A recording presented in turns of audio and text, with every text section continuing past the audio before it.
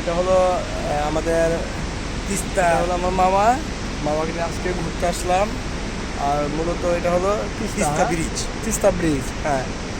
মূলত এই ব্রিজ দিয়ে আমাদের বাংলাদেশে জল যায়, সেটাই তো মামা? তারপরে এই ব্রিজ দিয়ে জল যায়, এইটা পাহাড় থেকে জলটা আসে অনলি ফর শুধু বাংলাদেশের জন্য।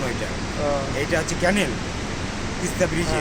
এই ব্রিজটা দিয়ে যে জলটা যায় সেটা শুধু বাংলাদেশের জন্য, আর কোথাও তো যাবে না, শুধু বাংলাদেশে যাবে। শুধু বাংলাদেশের জন্য।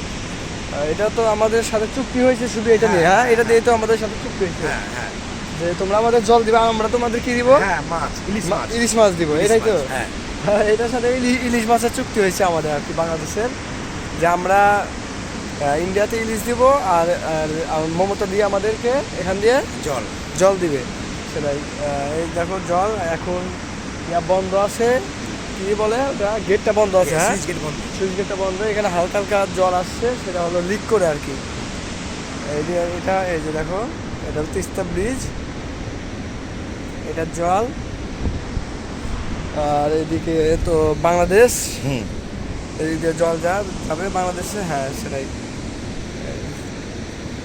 আর মামা আজকে আমার ক্যাপ নিচ্ছে, মামাকে ক্যাপে অনেক সুন্দর লাগতেছে কিন্তু মামা।